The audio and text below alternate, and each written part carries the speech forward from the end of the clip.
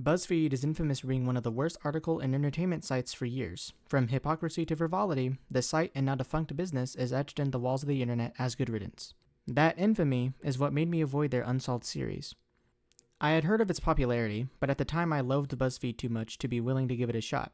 It was only a few years later, where they were in their last season, that I saw their show on Amazon Prime and decided, fuck it, I'll give it a shot. That day was when I became a big fan.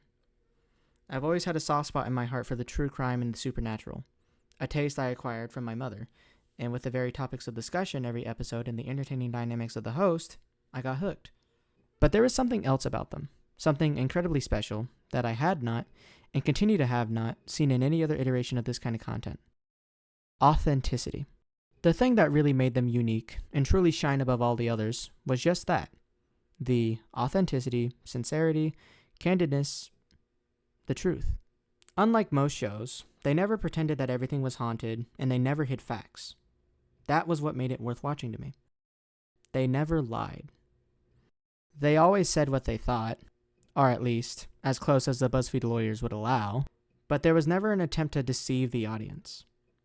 I'm sure they've gotten facts wrong, or missed a perspective when they were covering something, but none of it was intentional, and in no way was it ever malicious. When I had learned that they were leaving BuzzFeed and began The Watchers, it was a somber moment, but I understood their decision.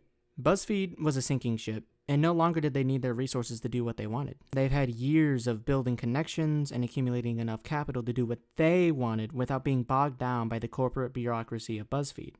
But for me, that was when I bid them a relative farewell.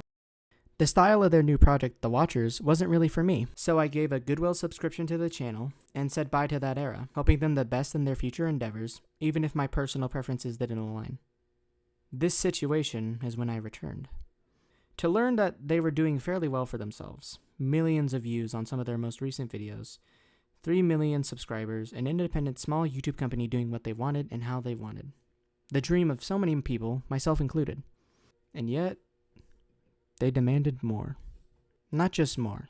More would mean GoFundMes, Patreons, channel memberships, sponsors.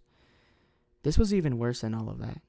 They made the most exploitative and greedy of demands possible, beyond any other. And the worst part of it all, the absolute most vile and disappointing and heartbreaking part of it all, the demand was built on a fib.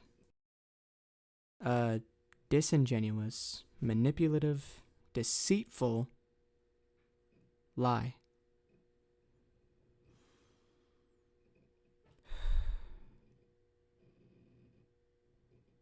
They, like many before them, orchestrated by their greed, have lost the very thing that made them worthwhile.